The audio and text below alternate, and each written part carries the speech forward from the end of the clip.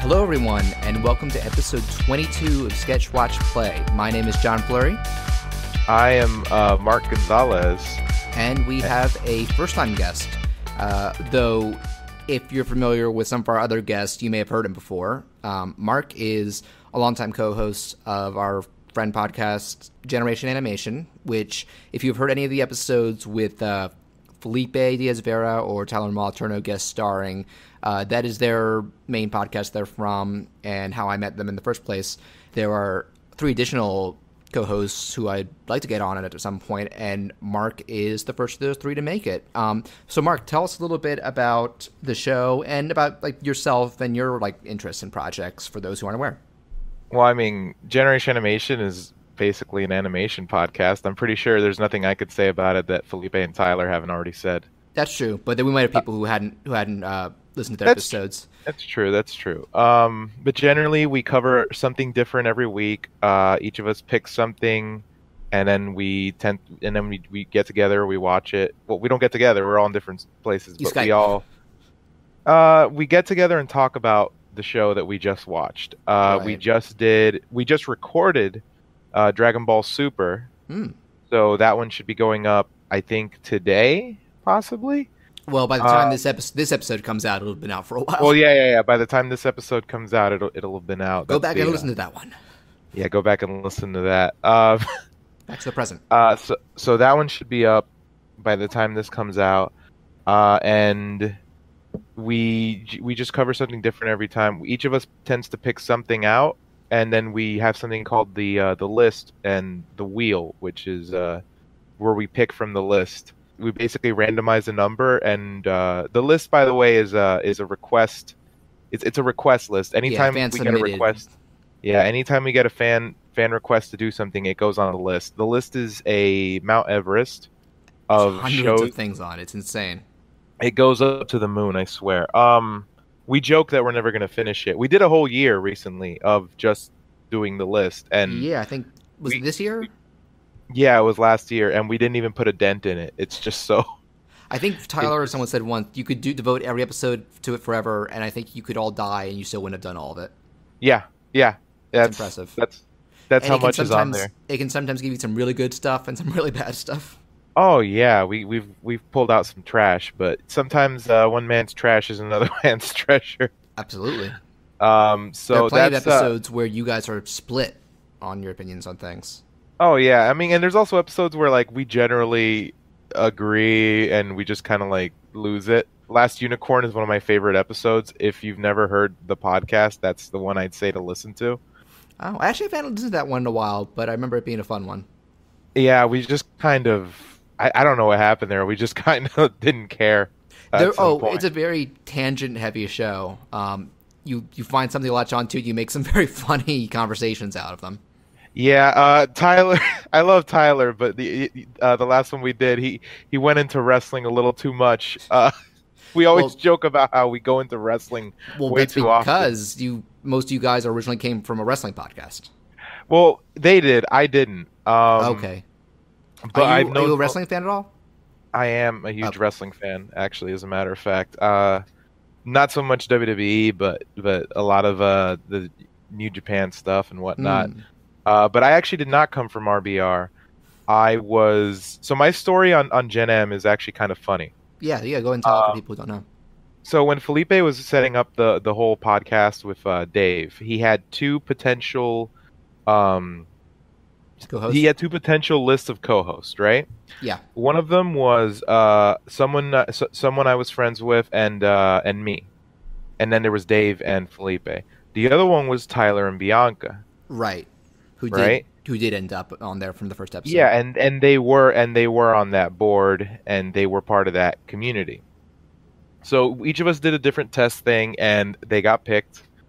So I was obviously not picked, and it was fine because it was I'll try it out, whatever. Fast forward, I think, to year 3. Felipe has me on for... No, not even year 3, the end of year 2. Felipe has me on for, I think, Space Dandy and Powerpuff Girls, the special. The Dance Pants, that CG special. Yeah, the CG Ringo Starr special. one. Yeah, he has me on for that. He has me on for Space Dandy. Eventually, he has me on for Earth's Mightiest Heroes Avengers, right? Hmm. And I guess I did a really good job because I worked my way up, and they decided, why don't we have? At first, I was gonna be whenever, say, Yeah. like someone's off, why don't we just have you be on? Yeah, I think you were that at first. I was, and then some people had to take hiatuses. Namely Bianca, Bianca. Yeah, she has some new it was like some new job conditions and such, and just became super busy. Though she still comes back occasionally. yeah, she did. She will. She will. I actually met her recently in person. Oh yeah, she's did she move yet? I don't know, but I met her and her boyfriend, and along with some other internet friends I have from Twitter, That's who cool. I was shocked that they even knew Bianca, or Bianca was part of that circle, because that's a very, very different circle uh, than I would expect her to be a part of. But it was really cool. But Yeah. Well, it is funny that she also originally was part of the wrestling circle, but she flat out fell out of wrestling. yeah, she's completely gone. It took me a long time to figure out that's how you guys met her, because I was like, she doesn't like wrestling. How'd you meet her? Oh, I met her through the podcast. Right. That's the thing. I was never an RBR guy. Yeah, I've never listened to it because I don't know anything about wrestling. I was never an RBR guy. I didn't listen to it. I've known Felipe since high school. I never listened to RBR. I had By the way, if you do like wrestling, WWE in particular, listen to RBR. It's a wrestling centric podcast on the same network as Generation Animation. I recommend it. If I liked WWE more than I did, I'd probably listen to it. But I don't, so I don't. Right. And, but it's good stuff. Yeah. Both. I trust that RBR is good, and I've said many times I enjoy Generation Animation. So, what are some things you do outside of the podcast? Because you were bringing up some of them to me earlier. Well, recently, as of last summer, I've gotten into competitive Tekken. And as a side effect of that, I started helping host tournaments down here in Miami with some friends, and I've been helping get people, for lack of a better term, get them good at Tekken. I've been trying to get the game to grow down here, because a fighting game is only as a fighting game only does as well competitively if people are willing to go to tournaments and people are willing to play and try to get better. Right. It's all about having an audience. It's all about having, well, not so much the audience, because there's always going to be people to watch, but it's more about having the numbers. You have to be people who are willing to pay their money, play in tournaments, and be willing to lose, and if they do lose, be willing to get better. Because, what happens is you have guys, I'll go to tournament, I think I'm hot shit, and then they lose, but then they don't have that drive to get better, and they don't want to, learn how to do certain things from other people. But generally, Tekken's a pretty good community down here, and I keep trying to grow it. And do you do multiple Tekken titles for these tournaments? Because there's a lot of them. Titles? Are you strictly doing 7 right now, or do you incorporate some of the old ones too? Oh, whatever the newest game is generally how it works. Okay, so 7. Well, I know Street Fighter V is not too popular with a lot of people, but no one's really playing Street Fighter 4. I play Street Fighter V. I just got back into it after taking a break for it to get into Tekken. Well, yeah, I know people were saying it's fundamentally good, but it was just a dearth of content. Oh, I actually loved Season 1, but I played Nash, and then they didn't just nerf the character, they kind of just changed the way he played, and I needed to take a long break, and now I'm playing Ed, who is conceptually is a lot like how I played Nash, or at least I can play him that way. The only comparison I can make to myself is that one of my mains in Overwatch is Mercy, and they fundamentally changed her abilities recently, and I'm still getting used to that. Yeah, no, it's not just an ability thing. It's like his how approach. They control? Not his control. It's his approach. All his moves are the same, but he can't do what he used to do. It would be like if say if Tracer got even lower health, for example. Ooh, she's already fragile. Yeah, she's already fragile. And they kind of, or not even that. Say they lowered the damage on her guns. That wouldn't be good. No, exactly. So it would kind of change the whole way you would play that character, because you'd play the character way more defensively and way more safely if you were playing that. And you character. already have to with her current health. So yeah, that would. Yeah. They did the reverse to Nash, where he has to play aggressively Mhm. when he used to be kind of a control character. Right. But So he's forced to get in and just be aggressive, and that's not how I play fighting games. that is annoying. But getting back to Tekken, have you been enjoying 7? I haven't played it myself. I think 7 is the best fighting game I've played in the last probably the last half decade. Great. I would love for more people to get into it. I think this is the first time in a long time that people are excited to watch Tekken, because it generally comes out and it falls out the wayside. The game looks phenomenal. The game plays phenomenal. This is the first fighting game I've ever played, actually, where I have like 5 characters that I use. Oh, how many And do you usually have? 1 or 2. Oh, wow. I usually like Street Fighter, for example. I played Nash and I played a little bit of Vega, but not like a good enough Vega. But now like they nerfed Nash, so I play Ed, and I just stick with Ed, Yeah. right? Yeah, Guilty Gear. Go Yeah, ahead. Guilty Gear. I'm playing Guilty Gear again. I'm just getting back into it after taking a long break. I'm just learning Raven, the dude with the nails and whatnot. He looks really cool, and I used Not to Raven play from Leo. Tekken. Huh? Not Raven from Tekken. No, not he's gone. He's been replaced by his Oh. boss, Master Raven, who looks like Beyonce if she was a ninja. So no more Wesley Snipes. Maybe he'll be back. You don't know. They No, could we don't release him. They could release him as a skin. I was You sad never when I know. learned they took out Christie. Christy Montero. Yeah. Yeah, but they brought back Eddie, so it's always All one or right. the other. Yeah, better than not having either of them. Yeah, it's always one or the other. And I think Christy was in the last one. So Yeah, know. that's what I'm saying. I think it's the first one in a while where they admitted her. my favorite character in Tekken got taken out, so I had to learn new characters. And So who was your favorite before? Anna Williams. But Huh. she's not in this one, Is sadly. Nina? Yeah, but she does. Okay, people always tell me, why don't you just play Nina? They are not the same character. Yeah, I think like in the first game they were like a palette swap, but they got Yeah, they more were different over palette time. swap. They were palette swap in Tekken 1, and then Tekken 2 they had their differences, and Nina and Anna just became 2 distinct, separate characters. Oh, that's Like weird.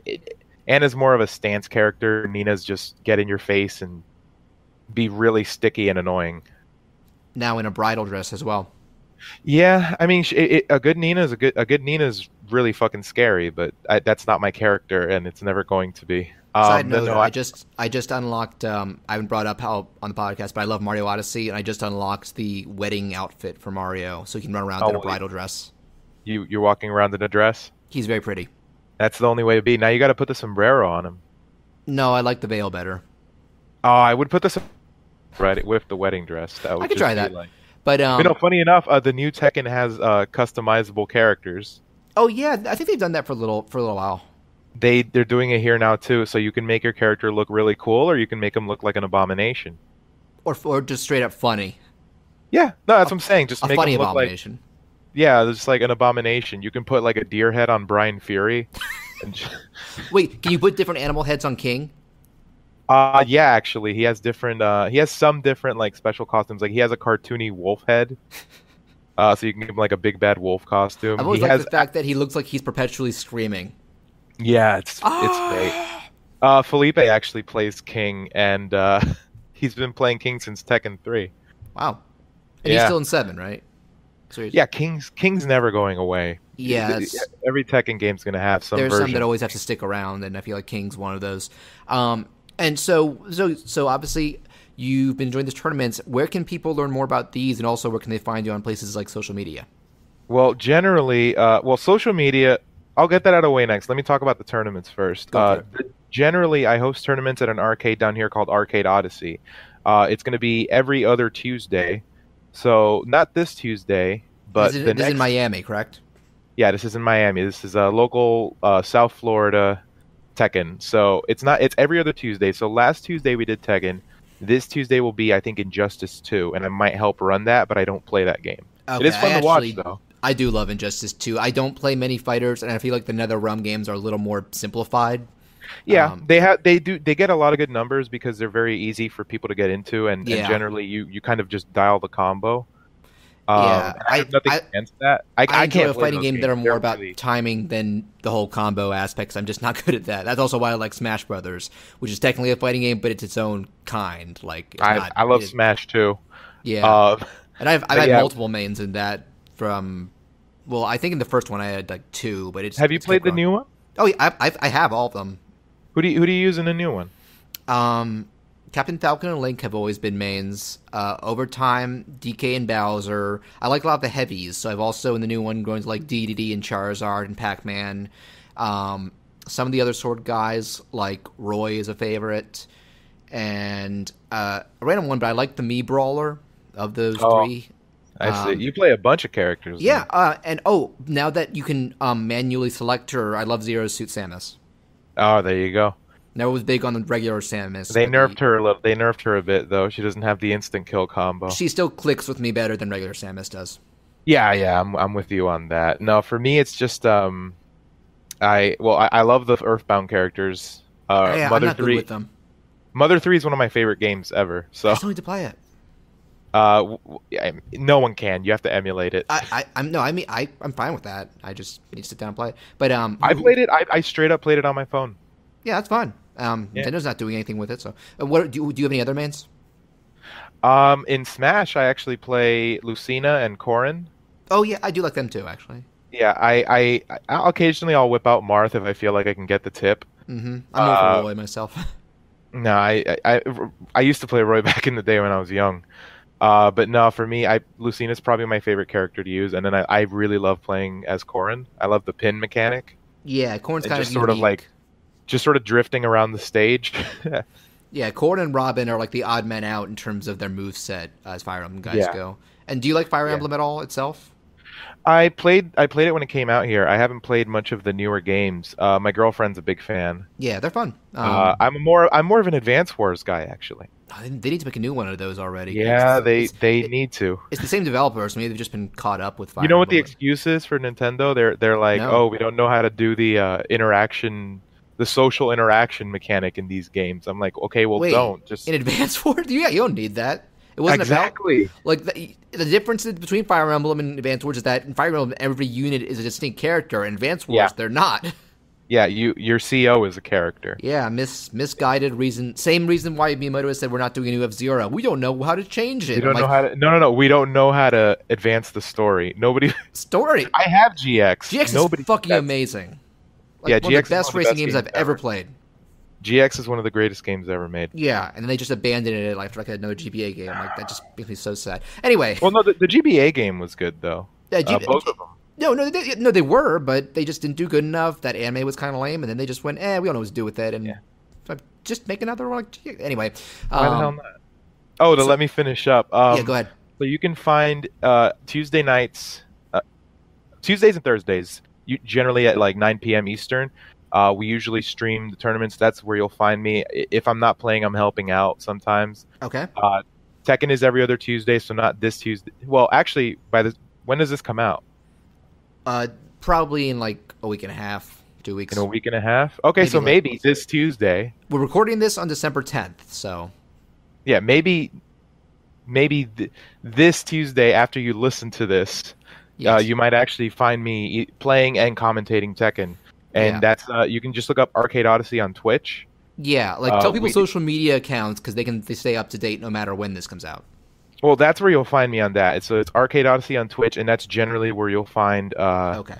us playing Tekken, Street Fighter V, things like that to that effect. I know they have Smash nights, but I'm not aware of which night it is. Yeah. Aside from that, you can find me on Twitter at Dank in Effect. hmm And if you don't follow me, that's fine. I have plenty of Russian porn bots that follow me all the time. You too. Isn't Yeah, that weird? they love me. Mine I don't aren't know what Russian, it is. but yeah, they do love me. I don't know what it is. They just love following me, and it is what it is, brother. But yeah, the Russian porn bots follow me. But yeah, you can find me on Twitter there. Don't expect much. I generally shit post a lot. I mean, you look at your username. Yeah, Dank Dank in in effect, effect. baby. Dank in effect, baby. So if you look for me in the fighting game community, you'll generally only find me in like the Florida scene. I do go by the name Stalker there, but Ooh. so yeah, you'll find me through that, and that's about all I got. I don't have a DeviantArt. I do. Oh, should we talk about that comic? I think I know which one you're talking about. Yeah, of course. The I Will Survive Zootopia comic. Yeah, apparently that guy's nuts. Surprise, surprise. Surprise, surprise. I actually found out about it through the... loves milkshakes. Yeah, okay, I do want to tell you, meant to bring up, I found out about this thing through the Generation Animation Discord, which I think is open to join, so look that up. Somebody posted they made an edit of that Control-Alt-Delete Lost comic that's infamous, but replaced the characters with Nick and Judy. And oh, that's wonderful. And it took me a second, because I sent it to Chris, because Zootopia is one of his favorite movies ever, and he responded like, yeah, I can't believe how bad that comic is. And I was like, is he talking about, wait a minute, why is this Zootopia? I hadn't stopped to think about why they were doing it, and I Googled it, and I actually, if you look up on my Twitter and Tumblr, on Sketchwatch Play, Twitter and Tumblr, at Sketchwatch Play, it doesn't have Tumblr. While reading it, I did live Facebook messages to Chris, because I couldn't believe what I was seeing. It's insane. The crazy part is the art isn't bad. The art's really good. And that's in a way that makes it more off-putting. Yeah, that's the thing. You would expect something that fucking crazy to look like shit. Yeah, though they do seem to have an obsession with doing shots that are zoomed in on Judy's pelvis. Well, you gotta Judy has a following. Have you seen the guy's page? I saw some other art that he did where it was like Judy... the questionable art or the yes, there was one of Judy breastfeeding like 6 kids. Oh no, there's way worse stuff he's done than that. I have not seen the worse than that. Oh boy. Okay, well apparently the guy's like pretty homophobic. Oh. So he's drawn some stuff of like, I mean, there's no good way to put this. It's like lesbians raping other women. Oh God! And it's not pretty. That's not as funny as this comic. Yeah. To be fair, abortion isn't funny either, but this comic is so insane. And but that's the thing is like when you read about it, it's like, wait, this is a fucking Zootopia comic about abortion? Yeah. Like, it's like The Room. It's like, how can you not laugh, Yeah, and what made me laugh the most is how tone deaf it gets at the end, because it's called I Will Survive, and like the basic plot is Nick and Judy are together, which is common fan pairing that actually I support. Turns out she's pregnant, but she tells Nick she wants to get it aborted because she doesn't know what the baby will be like, and she's worried about her career. And when she refuses to keep it, Nick walks out on her and leaves. And the closing line is her going, "Nick, you walk out that door and don't come back here anymore." And I realized she's quoting the Gloria Gaynor song. Oh, yeah. God. Yeah, and she sure is. It is a fucking surreal scenario there. It's very surreal. But here's the thing. It's given us so many reaction images. Oh my God, the fan edits are great. My favorite is the Arby's one. Yes. They answered an argument about where to eat, and Nick's parting words like, "I feel like going to Arby's." What if your mom ate McDonald's the whole time she was pregnant? Like, Arby's... No one man should eat this much Arby's. You're some kind of abomination. Yeah, because there are panels that look like an action manga where like Judy gets a shocked face and then like slashes Nick's face. I think I saw somebody put like Fist of the North Star dialogue in there or something. Oh yeah, or JoJo's dialogue. There's a bunch of that stuff. There's one of Shaggy. So there's like anime Shaggy now as a meme, right? Okay. There's one of Shaggy punching Nick and doing the plus ultra from My Hero Academia. What?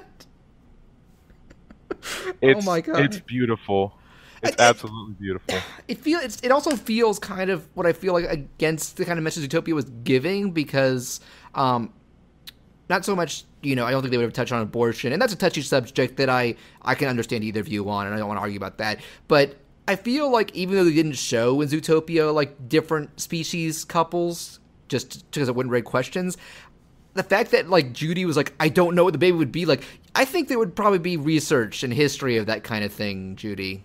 Like, just because that's like saying in the modern day, "I don't know what will happen if a white person and a black person have a baby. Will it be normal?" It's like, I get what you're saying, but they're not like the same species. They're literally like, yeah. I kind of. It's funny. There's You know that meme where the guy's with his girl and he's looking back at the other girl? Oh, I saw one with this comic, and it was of Nick looking at like the nightmare baby that she imagined. Oh man, no, it's like it's hard to agree with the. I don't want to get into abortion thing, but it's like because the first thing she says is, "I don't know if I could like actually have physically that baby physically," and I'm like, "Well, that's a good point." Yeah, some women die. Yeah. But then, like, Chris was mad that she got to the point about that she was just talking about her career and stuff, and yeah, that was a little forced. That's not who Judy was. That was a little forced. She wasn't a self-serving one. She was doing what she did for the good of the people. Yeah, that was basically it. It was just, it's just, I don't know. Ladies and gentlemen, these are the kind of tangents Mr. Marc Gonzalez brings. It's well, we have to talk about it. We do. It's amazing. Apparently, the Zootopia fan base is really insane. Can be really conservative. Huh. Okay, that's weird because it's a pretty liberal film with its message. Yeah, it is. It is kind of ironic, I feel. A little strange, isn't it? Yeah, though actually, this does give us a good tangent into the first of the actual topics we plan to talk. Speaking of Disney and, message-themed topical animated movies. I know you said you have not seen it, but on opening weekend, I went and saw Coco. Never forget how much your family loves you. It's almost sunrise. One cannot deny who one is meant to be. And no, heads up, I'm not going to spoil anything past the setup that the trailers have given you. I figured out how to say what I want to say without giving stuff away. Because I know you said you want to see it and see if you're the only person who doesn't. I do want to see it. It's just it's in a very long line of films. Yeah, you mentioned Disaster Artist. I have to see that. Which I actually also saw and highly recommend. Even if you don't know anything about The Room, it's a great dramedy, great character piece. It's a film about making films, and I'm a big cinephile. I also happen to be a big fan of the movie, which certainly helps. The movie being The Room. I love The Room. Yeah, go ahead. No, I was going to say, and Tommy Wiseau supports the whole thing, and he's on Twitter now. Wait, what? Tommy Wiseau's on Twitter. He's Holy promoting shit, the I film. am following him when we are done recording. Yeah, he did a whole little video. He's like, "Hey everybody, I'm Tommy Wiseau. Have a groovy life. Love you." And that's it. That's his video. Welcome to Twitter. Good impression, but not quite as out. If I'm trying, I can do the Tommy. Yeah.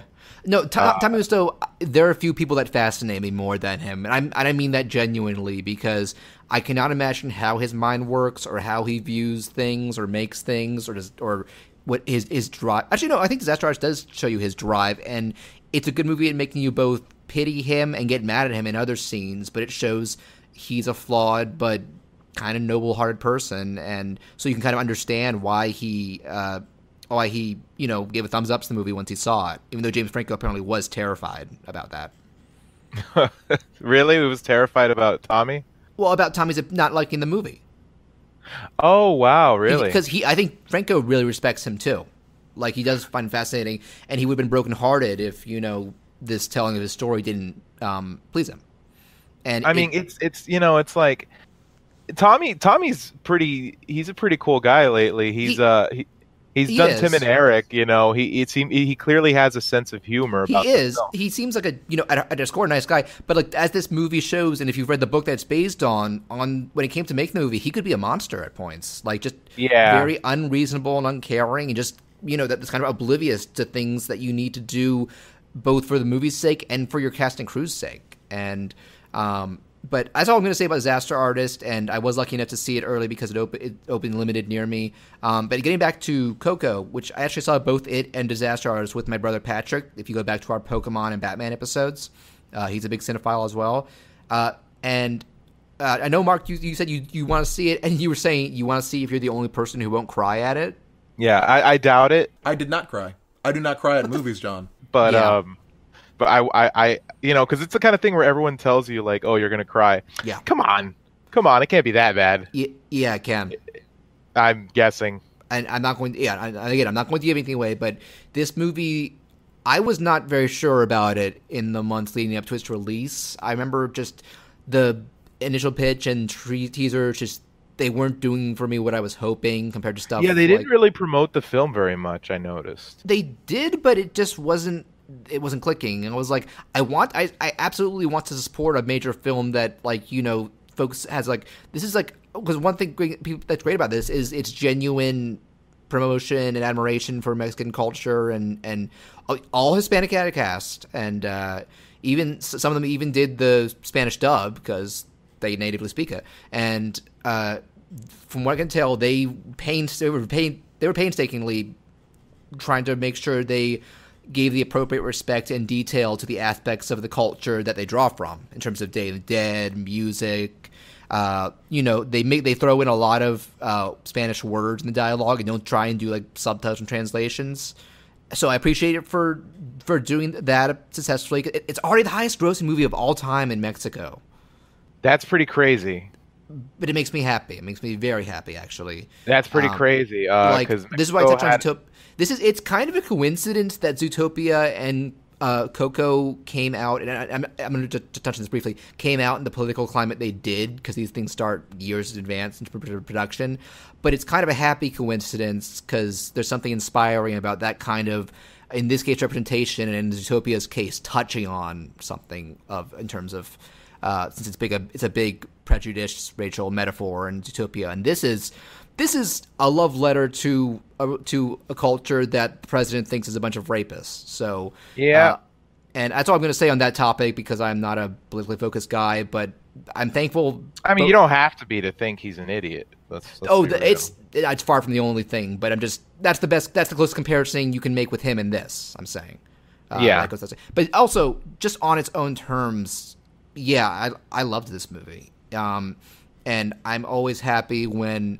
Like, I did start to get more excited once the reviews popped up and were, the most glowing for a Pixar movie in quite some time. And to be fair, the reviews for Finding Dory were really glowing too. And I did like that movie a lot, but I didn't love it, especially compared to the first. Even though I cried at Finding Dory, but not Nemo. I've never seen Finding Nemo. Really? Never seen it. Did you see Dory? I did not see Dory, obviously, because I didn't see. Watch them both. Finding Nemo. They're both fine films. Nemo is exquisite. And Dory. I've heard Dory's kind of lackluster. In comparison to the first, it is, but I still think it's that rare kind of sequel where it's not as good, but I still really like it. Also, it's on Netflix at the time of this recording, so you wouldn't have to spend extra to watch it. I also touched on my favorite part of it in our Emotional Moments animation episode. It has one of my favorite tearjerker Pixar moments. But getting back to Coco, now let me just get one thing out of the way, because I know people were talking about this when the movie first announced, and that being the comparison to Book of Life. That's gonna happen. Yeah, and now I want to say I wanted to like Book of Life a lot more than I did, especially because it was directed by the creator of El Tigre, which is a great show, and it looked wonderful. What?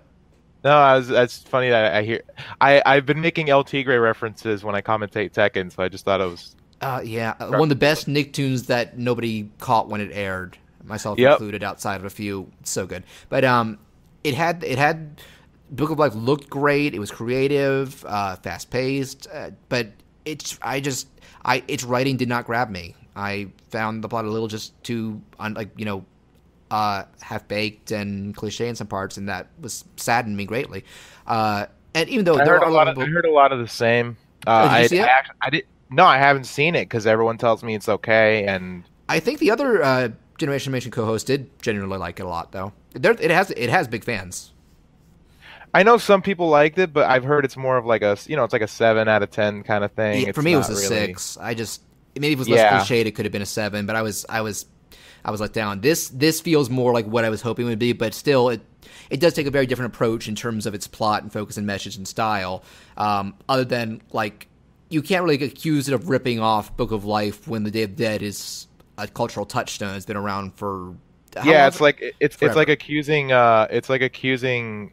some Christmas movie of ripping off another Christmas movie. Anything drawing from some specific holiday that's been around for eons. And now, so I think people generally know the setup of this movie, which is this village boy Miguel wants to play music. His family refuses it because his ancestor ran off to play it and never came back, and they have that vendetta. I will say. I wouldn't have this gripe against the movie itself, but this made me realize that Disney and Pixar have done a lot of movies in the past couple of years that have the setup of parents forbidding something. I I wrote a list. And Tangled. It's Tangled. No, you can't leave the tower. And Frozen. Oh, you no, go we're even, closing up the gates. Further back than that. Little Mermaid. Yes, and Little Mermaid. No, you can't go to the surface. In Lion King. No, you can't go in where the light doesn't touch. In Moana. No, you can't go into the ocean. And technically, Zootopia. No, you can't be a cop. That one's just a little more muted. Yeah. But it doesn't. It's not that they pulled off badly in this movie, but I'm ready for Disney and Pixar to try different setups. And to be fair, it has a great payoff especially compared to some of the other movies for that stuff. And my only other real big complaint in terms of the plot is that the climax, it's decent, but it felt a little more muted compared to other Pixar and Disney movies, at least in terms of spectacle.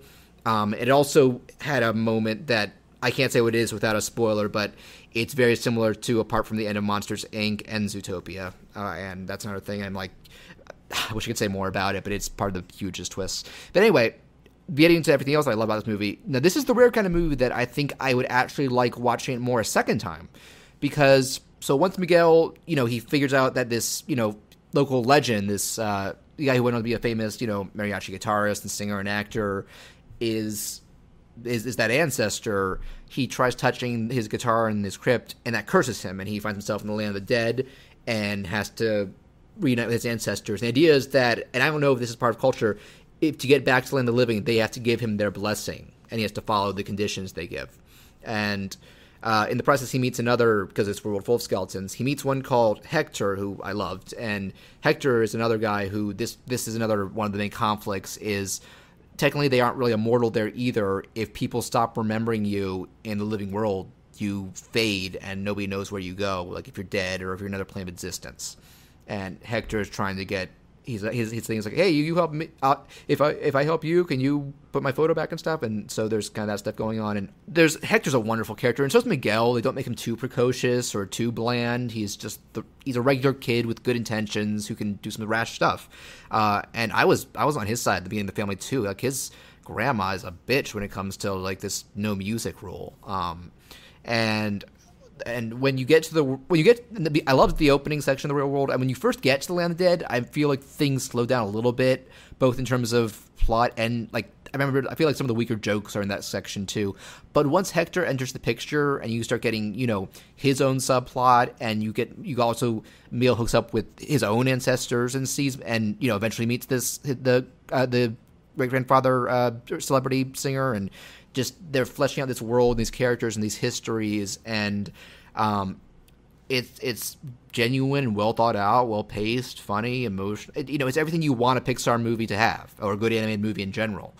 And one thing I'll say, and the thing that I'm talking about in terms of liking it more a second time, the bridge between the second and third act throws some big twists at you, and obviously I'm not going to say what they are. One of them I was able to guess very early on, because I feel like I'd seen other films that did something along those lines. And it was actually bugging me, because I was just like, get this thing out of the way so we can move on. I'm ready for it. But maybe they knew that some people would guess that, because there are additional twists and layers on top of that involving other characters and aspects and stuff, like a lot of different other seemingly unrelated parts that put a whole new spin on everything. And really make everything more cohesive and hit harder. And also, kind of a comparison I'd make in some way. Did you see Kubo and the Two Strings? I did not. That's another movie I need to get to. I know it's on Netflix. Yeah, watch that one. This, I won't say it's the exact same kind of movie, because Kubo, I think, still, I don't know if you were spoiled on it, I'm not going to say anything. That has the boldest last act I can think of in a kid's animated movie in the past decade or so. The boldest last act, you said? Yes, that's all I'm going to say, but when something happens... I mean, it's Leica. Have you seen Paranorman? I've seen all their other movies, but this was on another level to me. All right, because I know Paranorman's last act was... Yes, Paranorman's twist is horrifying, but I can't say what made this one more impactful without literally spoiling the entire movie. So, but Kubo does something that like really pulls the rug out from under you and sticks with it the rest of the movie. And this, it's something not quite as grim, but also, I remember the thing is, both those movies, you're not aware of the meaning and significance of the title until the last act. And I'm not going to say what it is with Kubo and Two Strings. Coco, I will say, it's not a spoiler because it's the first 5 minutes. Coco is the name of Miguel's great-grandmother, who is this ancient but very friendly-looking, wrinkled old woman who just sits in a wheelchair for the whole movie. And, they touch on her a bit, and she's key to the plot in ways that I cannot spoil. And she connects very strongly and is part of what makes the end work. And so, yeah, people are all saying, like, yeah, you're going to cry at this. And yes, you will. If you don't have a heart, maybe you won't. I did not cry. I do not cry at movies, John. But if you connect with any aspect of this plot, and maybe especially with culture as well, maybe that's why Mexico's it's connected with them, because I know Mexico does push the importance of family, and this ultimately does as well. Generally, any kind of Hispanic culture. Yeah, Cuban, South American, Hispanic. This does show the importance of that, even through. Well, I can't say what, but there. And it's great. It does something great where after the climax, you have the big, just really tug at your heartstrings moment. And I can tell you, the moment I started crying, I noticed out of the side of my eye Patrick taking off his glasses and wiping his eyes. Like, it got to him at the exact same moment. And actually, it had also gotten to me when they finished getting the big twists out of the way earlier, and you really realize how everything connects. Though I really was crying more at the end. And then the last scene, they do the epilogue thing, and something I did bring up that is really cool. This is technically Pixar's first musical. Oh, really? Now, it is not a musical in the sense that it's a world where characters spontaneously, burst into pre-written song, but because its main characters revolve around, performing, playing and music, entertaining. performing. Yes, so you have a lot of parts where these characters are performing on stage and film to a crowd, and so you get a lot of mostly. So it's acoustic not guitar. a traditional musical. No, it is not. It's not a world where, those songs just happen on their own and it's a kind of something that could happen in real life. This is like, no, you're watching these characters perform. Like, it's like they're having concerts and stuff. So it's a very clever way of making a musical. And the songs are great. I cannot speak because I haven't heard a ton of Hispanic music, but most opinions I've heard say it does a good job of capturing the essence of those. A lot of traditional acoustic instruments and melodies. And the way the movie ends, again, not giving anything away, but after everything's wrapped up, you get a bunch of visuals set to one last song being sung by Miguel. And both Miguel and Hector and the celebrity great-grandfather, I can't remember his name, like Eduardo or something, their actors did their own singing. And Miguel in particular, this kid is a wonderful singer. And so this is one of those movies that the last 10 minutes have you just crying from heartache, and in the last 2 minutes I was just crying from joy. Like, it's a wonderful, joyful, moving capper on everything, and that really helped elevate it. So this might be my top 5 Pixar movie. It's very possible. I'd have to think about it, but certainly top 10, without a doubt. And if not top 5, it's right at the border, for lack of a better term. And just other things to touch on, but I'll be quick with it.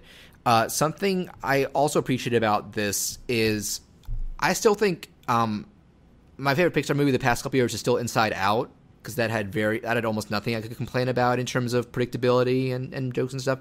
But this, even though I think Inside Out could still be the most flashy film, this is the most atmospheric Pixar film. I didn't actually expect that because even though, you can see in those shots, like, you get a lot of establishing shots of the land of the dead and this cool city. But there's stuff you might not have even seen those. Like, when I saw it in theaters, I didn't realize you can see hundreds of little vehicles in that establishing shot.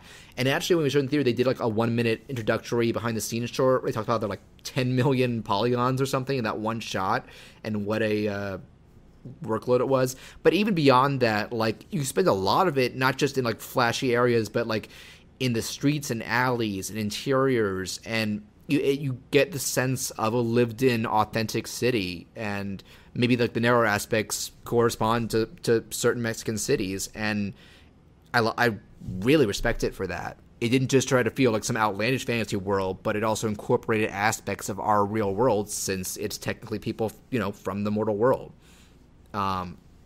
So I know you're going to see it, and I know even you guys don't do an episode about it. You guys always do an Oscar special, correct?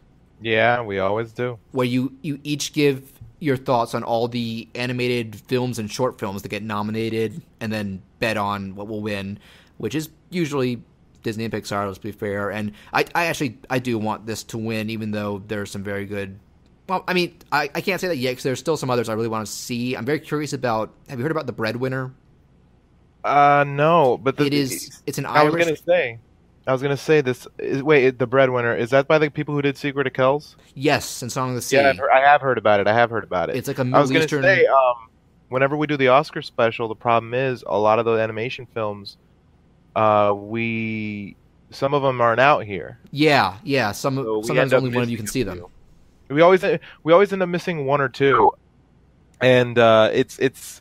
I always say it on the episode, but it's pretty well publicized that the Academy doesn't really care about the animation. Yes, unfortunately. Award. So generally, they'll give it to whatever Disney made or Pixar. Yeah, or Pixar. To be fair, I think Zootopia was my favorite of the last bunch of candidates. I know that's controversial because I know there was Kubo and some other very good stuff, but I think this is also like the Academy might be gravitating towards stuff that is positive reinforcement for like minorities or groups that have had a lot of rough stuff lately in the public eye, and I view this as something very encouraging for Hispanic audiences and any kids who want a proper idea of what Hispanics are. I feel like Mexican. Okay, Mexicans. You're correct. Specify. I apologize. No, it's cool. It's cool. It's just but you're not wrong. I feel like it's a significant movie by accident. Yeah, I don't think they planned it to be coming out. No, they couldn't have. It takes years to make these particular things. Same with Zootopia. I don't think Disney's rigging elections here. I don't know. Maybe they're about to have enough power to just to buy Fox. Nearly everything. Yeah. Buy the government. Why not? Here's the thing about that. I was talking about that yesterday when we were recording.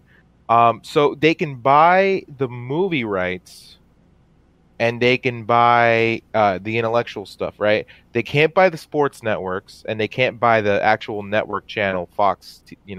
On Channel 7. So they can get things like FXX, like the cable channels. But I'm still imagining The Simpsons and Family Guy under Disney, and that's weird. That's not going to happen. Oh wait, they're not going to get the. Oh, you say they're not. Well, who's going to keep owning the broadcast network then? It's Fox. Fox legally can't sell the broadcast network because that would mean Disney has two networks on network TV. Oh, and that breaks a regulation? Yeah, that breaks a regulation because then you own two of the channels on the network, right? You can do as much as you want on cable. Right. That's a whole that's a whole other thing. Like, you got ABC Family, things like that. Yeah.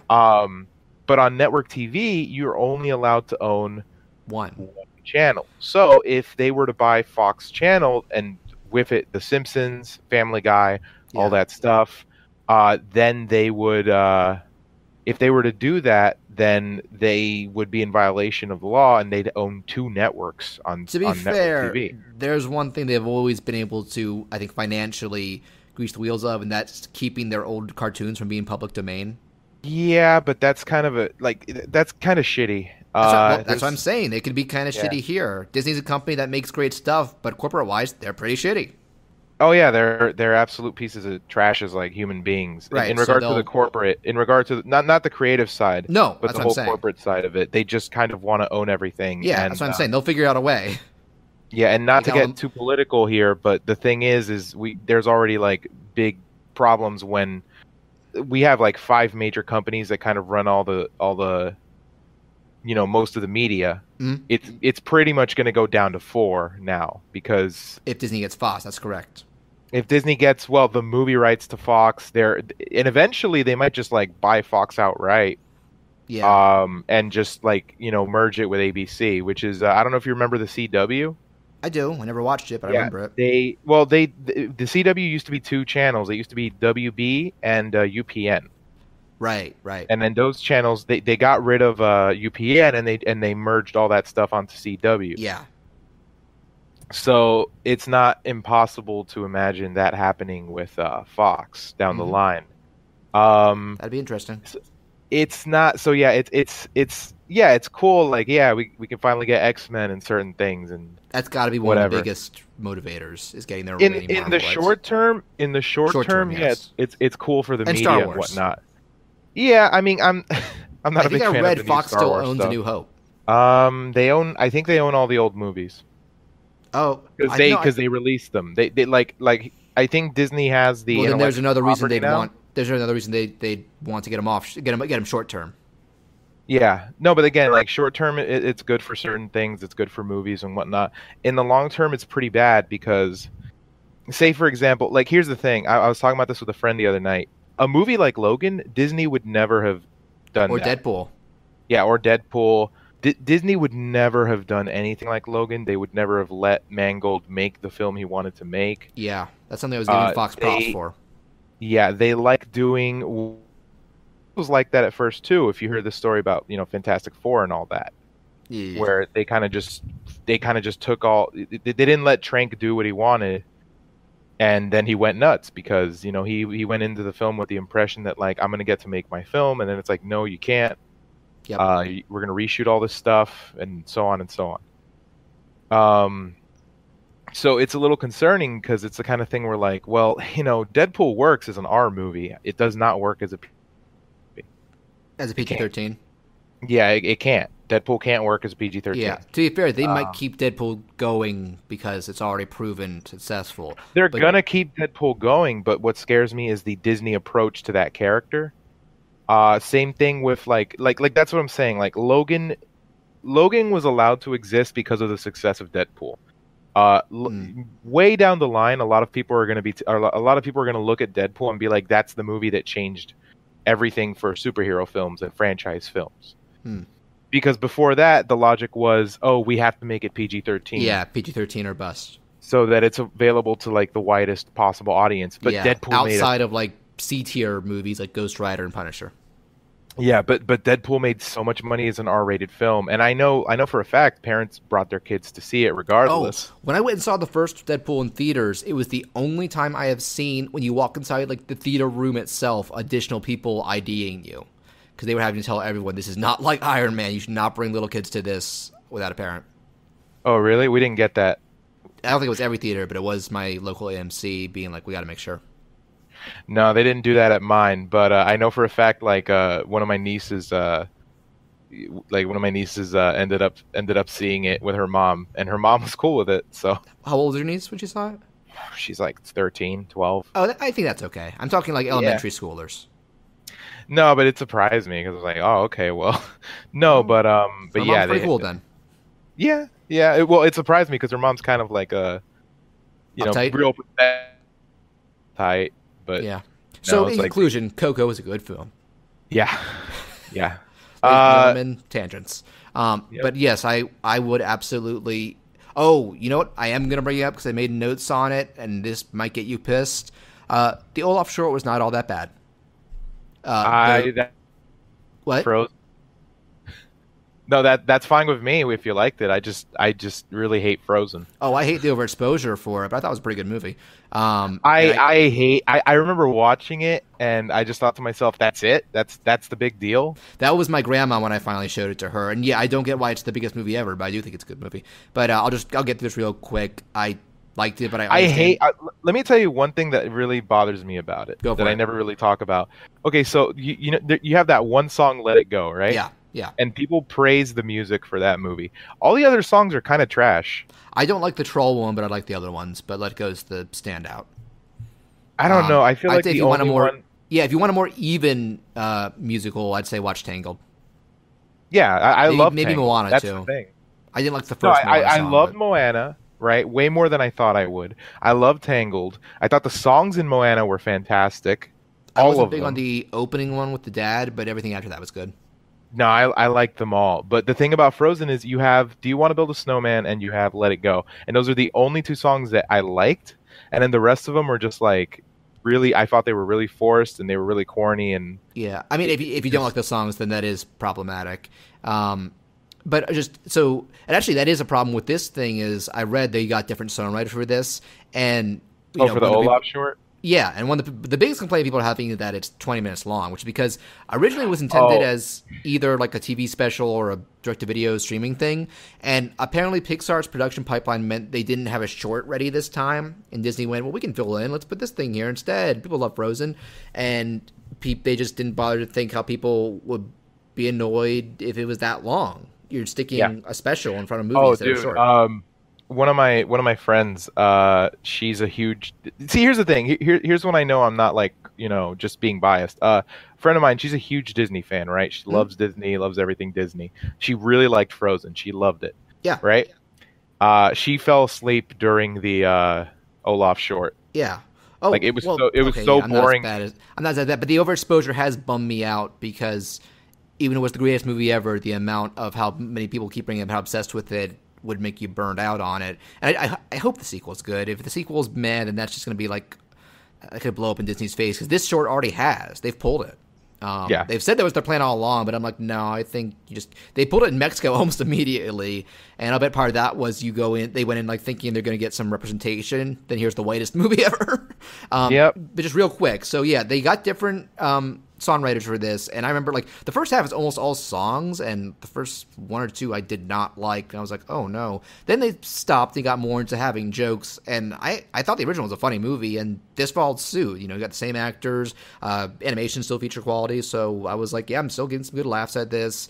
And it actually does have a sweet moment at the end where they have a little reveal that they pulled a Rogue One. They actually make Olaf's creation make a little more sense. By that I mean it's kind of random that he exists in the original movie, where like she's made him once as a kid. She makes him while singing, then doesn't realize it until he comes in and says, "Hey, I'm alive." The end of this actually shows no, he was more important to their lives than you might have thought, and I thought that was a nice touch.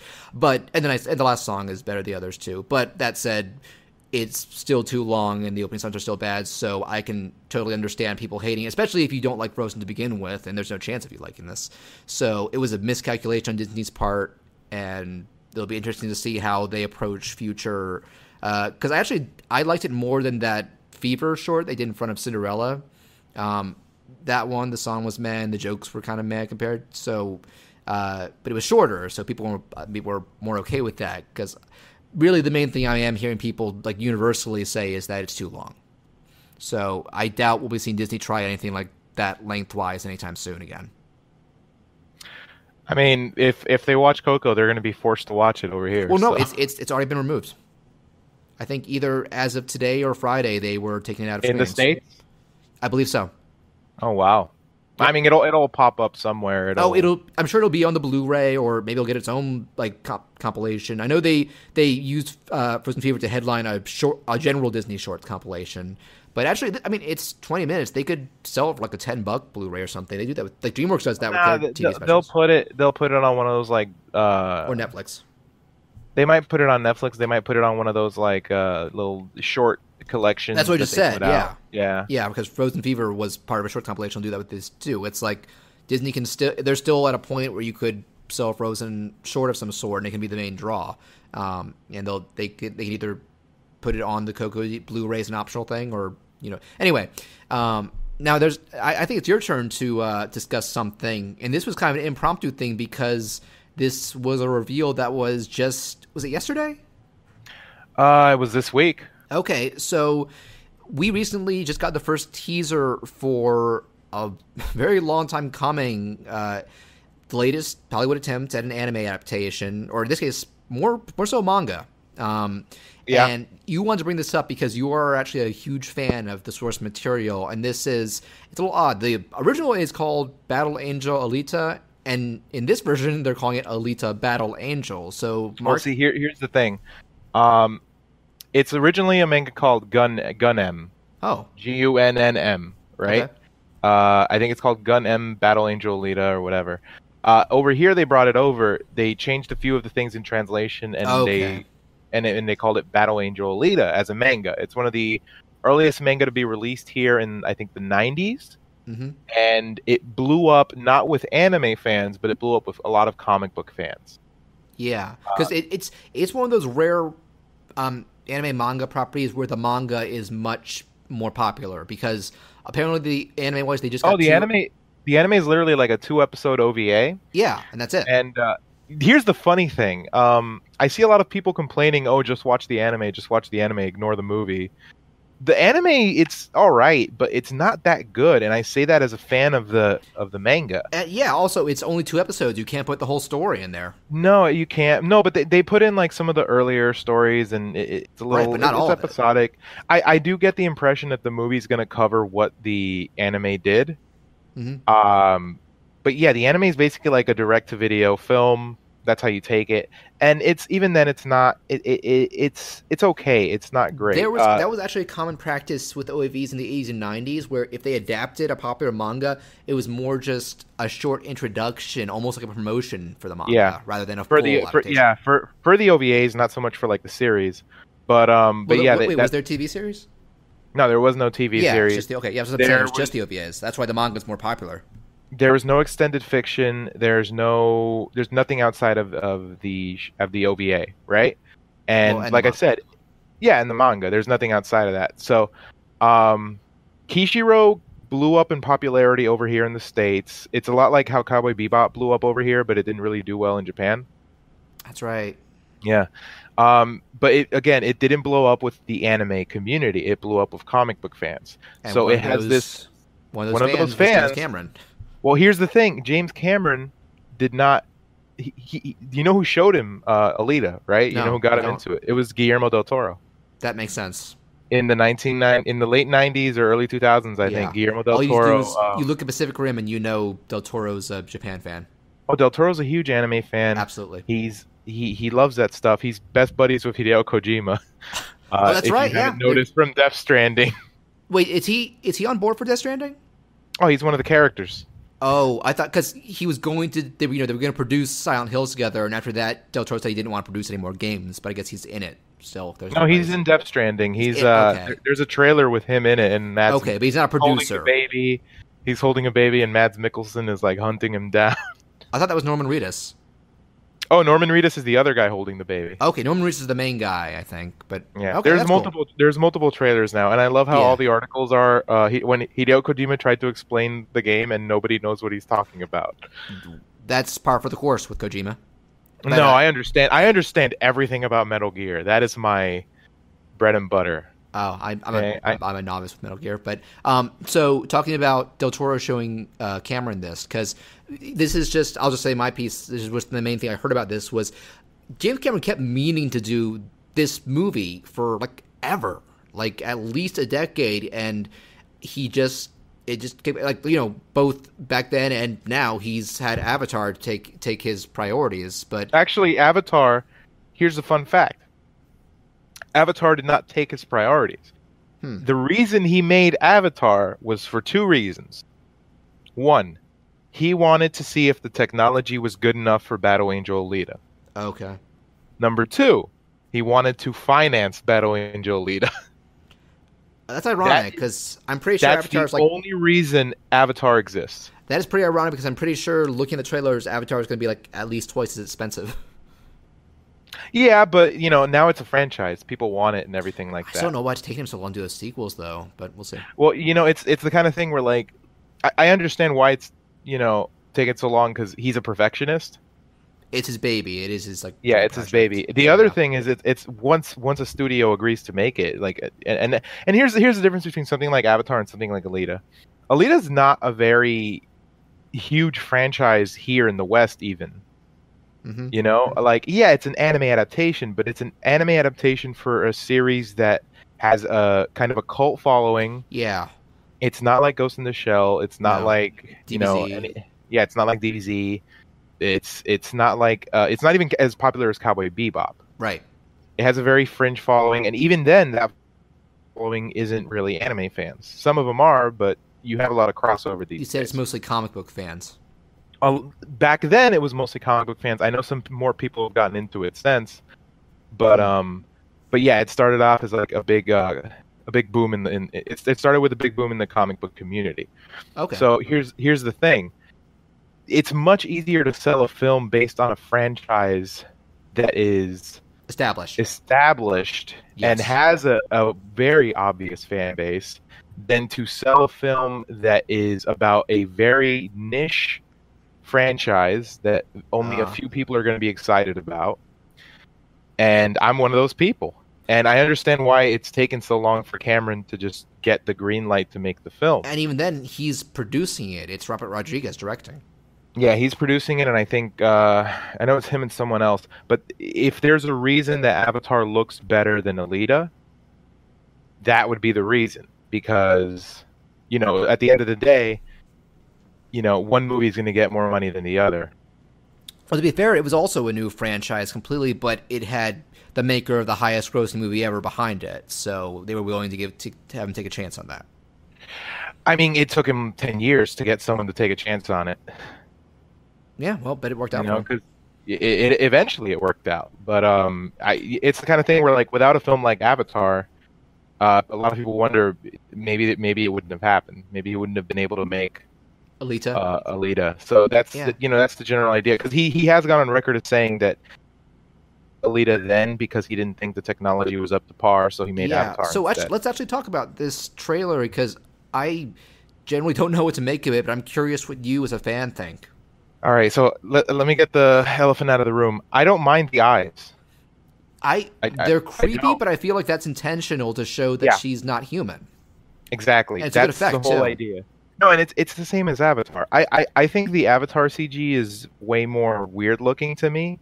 Okay, I'm not picky about CG, so Avatar looks fine to me. But I know I'm not too picky about it either. But it's more like with Avatar, you have them doing the CG, but they're moving and whatnot. Well, mocap for creatures that don't exist in different proportions. So there you it's go. mocap. Yeah, Alita looks way more realistic because the only part of her that's CG is like it's her arms, and I think they did a very good job. They did a very good job making those arms look like the movement look real, and her eyes. My favorite shot in the trailer, just because of its timing, there's a part where like you see some big, Terminator-looking type robot dude with like a flesh face. He grabs Alita, and there's a pause, and then she like inhumanly fast counters and like slams him into a table, and just the timing on that is immaculate. I feel like that shot made me think this could be pretty good. I think it's going to be great. Here's the thing: Robert Rodriguez has never made a bad film for adults. Okay, I was about to say he's made bad films. No, you have to put that asterisk there. But but the first Spy Kids was cool. I can't knock the first Spy Kids. But you can knock a lot of the other. Yeah, but he made those for kids, and he just. I actually have only seen. I think I've only seen 2 of his movies, but I thought they were both fantastic. From Dusk Till Dawn and The First Sin City. City is phenomenal. People were mixed on the second one, but I'm still curious about it. Actually, Did he do the second one? Oh, maybe he didn't direct that. You're right. I don't think he directed the second one. You're right. Yeah. I could look into it, but I don't think he directed the second one. I think that might have been. It's an easy mistake to make in my case because I associate that with him and Frank Miller. Oh, it was him. Frank Miller directed it too. Oh, so partially to blame, but not entirely. Yeah, so it was Frank Miller directed The Spirit, and that did not work out at all. Yeah, I saw that movie in theaters, and boy, that's like the room of superhero movies. Doesn't it have Sam Jackson and ScarJo dressing up as Nazis? Yes. Wow. Yep. And he goes on he kind of saved that movie because Jackson always commits. Oh, he committed. All right. That's just the way he is. He committed, all right. But honestly, the cast for this movie looks really good. Yeah, though I do want to bring up, compared to Ghost in the Shell, would you say this qualifies as whitewashing? Because I'm not sure how Asian the original cast is meant to be in the manga. Well, here's the only character who they've made kind of whitewashed a bit is Ito. Is that Christoph Waltz? Yeah, he's half Japanese in the manga. Okay. I mean, they could still make the argument he's half Japanese they shouldn't. No, but he looks Western. Yeah, that's what I'm saying. They shouldn't try to sell us on him being part Asian. I'm like, that's Christoph Waltz. He is full-blown European. Yeah, no, but that's the thing is Ito looks, in the manga, like Ito doesn't look Japanese. Okay. Does the manga have... Basically, the idea is Ito comes from the city above, which is Tafaris, right? So it's a made-up world? Yeah, it's a fictional world, but it's set like in our distant future. That helps. That still helps. that- If you're saying it's not set in Asia, then I think that does help. No, it's not set in Asia. Actually, Battle Angel Alita is set in what would be Minnesota. Okay. Yeah, but it's way in the future. Yeah, so you could still have some. It's kind of a nebulous. Yeah, it's basically like this sort of cyberpunk scrapyard world. And here's the thing: there's two worlds there. There's the city above, which is Tafaris, right? Which is where Ito came from, right? Mm-hmm. So the idea is like you have these people with the features. You know, they have the white hair, white skin. They have the thing on their head, this like symbol on their head, and they come from the city above. And that city is prosperous, and they have food, they have all this stuff. It's a class separation thing. It's a class separation thing more so than anything else. And then what falls down, their trash, is the city below, which is the scrapyard. I can't believe I'm making this comparison, but that's literally the same setup as that Astro Boy movie. Oh, really? Yeah, the one that nobody saw. Astro Boy leaves the city in the sky and goes to the junk city below. Ah, I got you. It was an okay movie, but it was very not true to the It was source. weird. Anyway. It was weird. But yeah, that's so it's less of like. Funny enough, in Alita, race isn't really a thing at all. Have they like been so mixed that it's here's the thing. So are they the Goobacks from South Park? No, it's you got people of all kinds of colors and the race movie and has whatnot. a black actor in it. I can't remember his name. Yeah, no, and he's black. Alita's he's black in the manga. Okay, well, Alita's a Hispanic actress. There's I think way down the line you find out she's like half Japanese, half German. Okay. But this is like way down the line, and it's been like, her body's like thousands of years old, like her original body. So we've touched on the racial aspect. I'm sure there will be some controversy, but what I'm saying is there isn't really a racial aspect. I think people are still going to make some because it's from a Japanese product.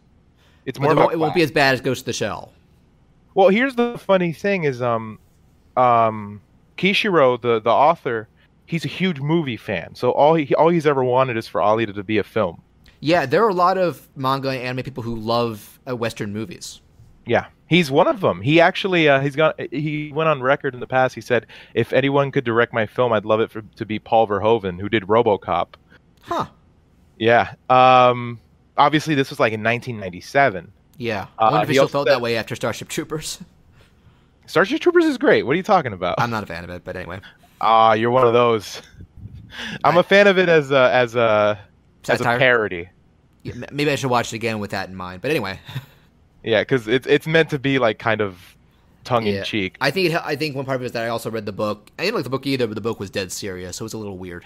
Yeah, but it's way different. Yeah, it's not even remotely similar. No, I prefer the movie to the book.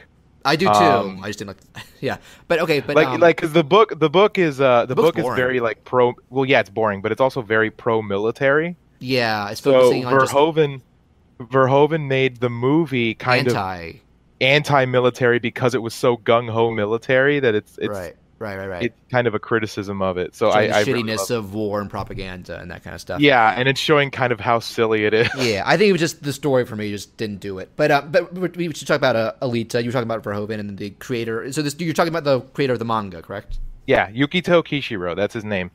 Alita's kind of the main thing he's done. He does have another manga called Aquanite that he started, I think, in '99, but he never got around to continuing it. And he kind of it's technically ongoing. It's been on hiatus for question. Like forever. Do you know if Alita was one of the inspirations for The Matrix? Because the Wachowskis love a lot of manga.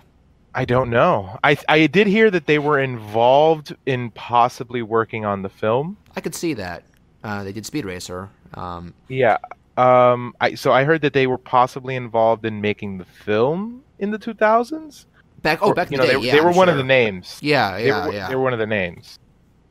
But go on. But aside from that, I don't think they've ever mentioned.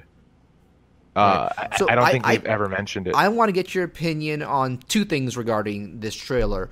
One, are you optimistic about this movie as a standalone movie, and are you optimistic about it as an adaptation? Speaking as a fan. Yes, Okay, so based on the trailer, it's going to be a very faithful adaptation. Okay, good. Extremely faithful. A lot. I'm just looking at the cast. Basically, all these characters are characters from the graphic novel. Just stuff I saw in the things I saw in the trailer are like, okay, that's real. That happened. That happened. That really happened in real life. In real life, but Maybe someday. Yeah, maybe someday we'll have that. After we're dead. Yep. But it made me so happy because I've been a fan of this since high school. Nice. It's my favorite graphic novel out of all of them. And look, everyone loves JoJo's now, right? I love JoJo's. I actually got a lot of people into JoJo's before it blew up. You can read it too if you want to just. Okay, I still need to see it. Let's leave it at that. Well, you can read it. I've read the whole thing, so it's funny. I said see now because it's that goes under read and watch, I guess. I still need to experience JoJo's. Let's leave it at that. I got you. But anyhow, it's Alita's one of those things that I feel like is my thing that I love and not really many people around me care about. Yeah. And it's the thing I'm excited about. I love Battle Angel Alita. I love the first series. I love the second one, Last Order. I haven't read any of the new one, which I think is called Mars Chronicle. The only thing I'm a little cautiously optimistic about is I'm worried about I'm worried the tone's going to be a bit preachy. Based on some of the lines in the trailer. Okay. Does the manga have stuff that could be interpreted in a preachy manner? No, it's more philosophical. Oh, that was the problem people had with Ghost in the Shell. It watered down a lot of the philosophical stuff, so that's a risk here too. No, well, the first series isn't as philosophical. The second series, which is called Last Order, which is not going to get tackled here, is known for having a lot of philosophical discussions and whatnot. Okay, so they're starting with the more accessible one, I guess. It seems like they're starting with the same story that the anime OVA covered, which is fine. And was that the first story of the manga as well? Yeah, it's the first. Okay. It's the first couple of works out then. Yeah, it's the first couple of volumes. I do like the way everyone generally looks. I don't mind Christoph Waltz's Ito, and part of the reason for that is he's one of my favorite actors. Yeah, I mean, I'm probably not going to be offended, because I'm unfamiliar with the source material, but he's a wonderful actor, especially. Well, here's the other thing. Yeah, it's Daisuke Ito in the comic, but here's the thing that he looks just like him. Except that he's white?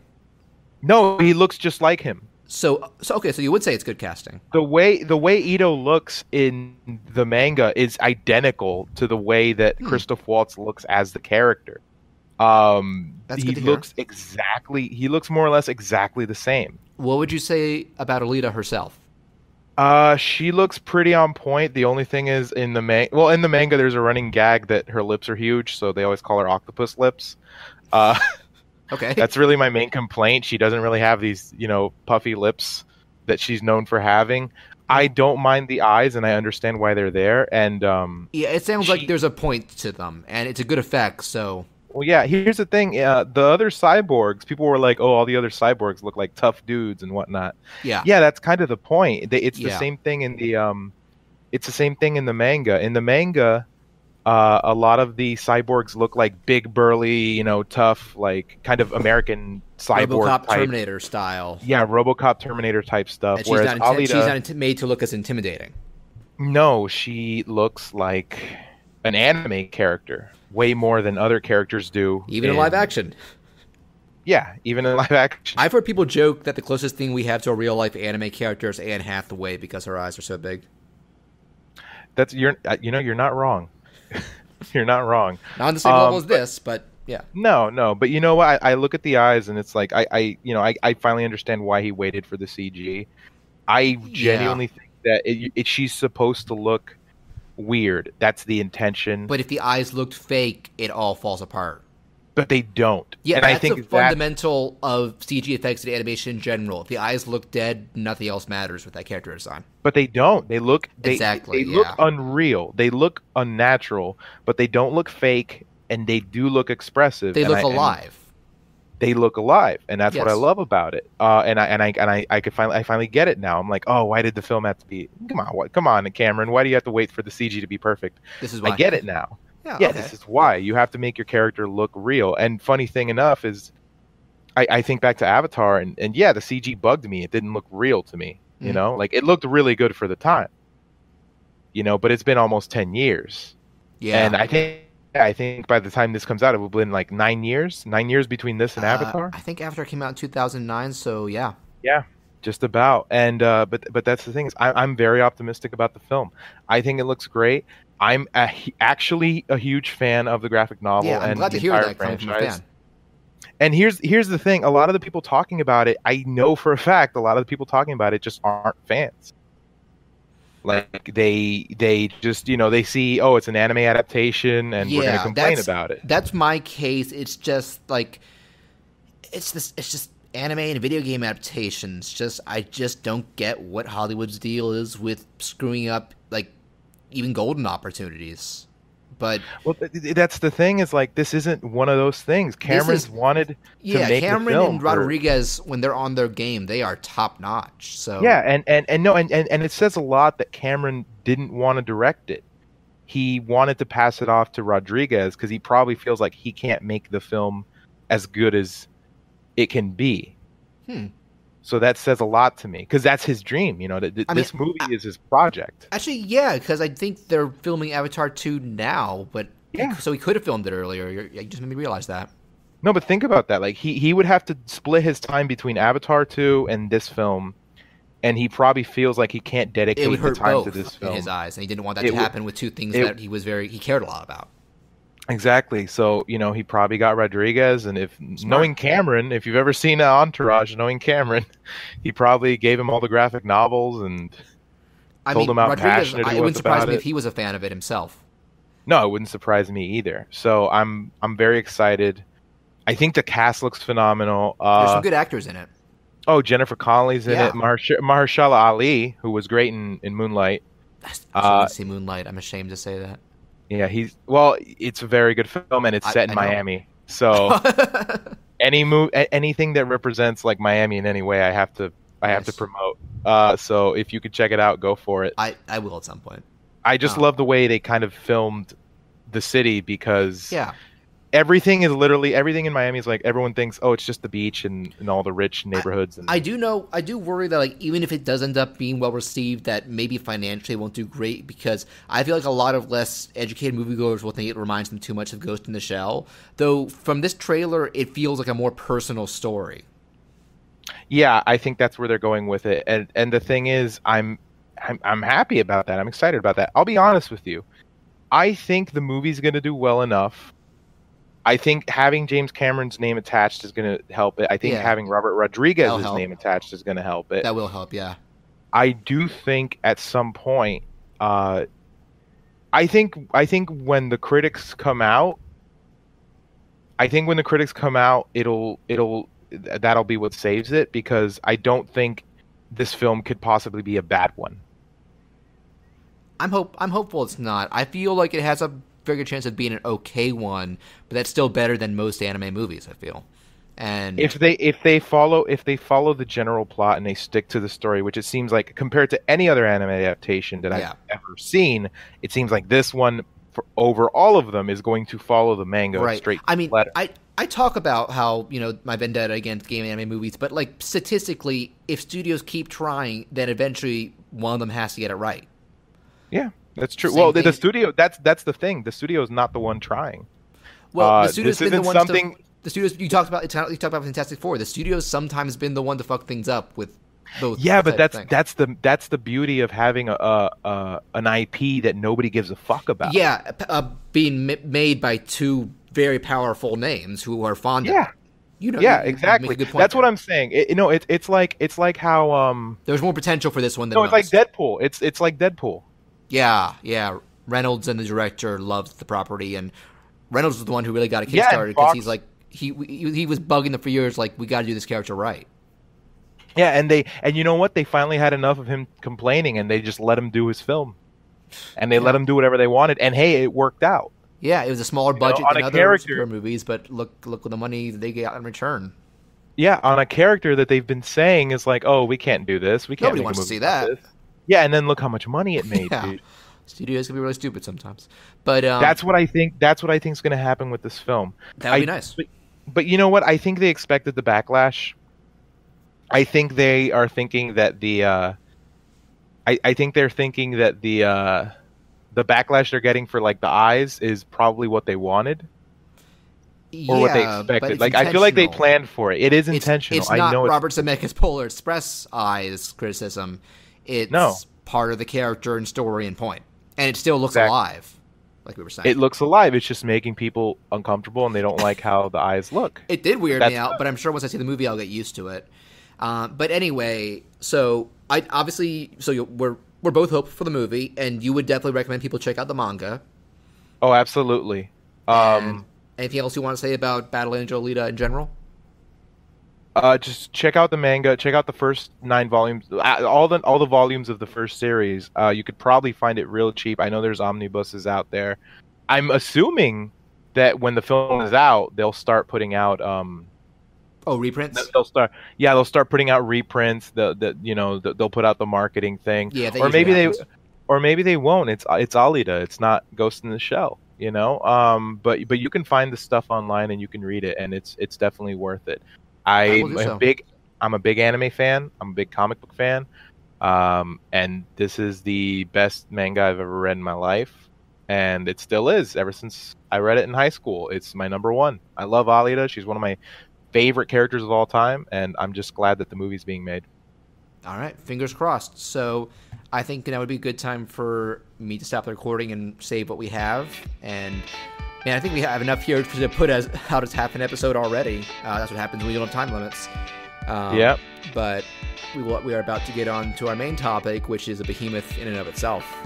One moment, everybody.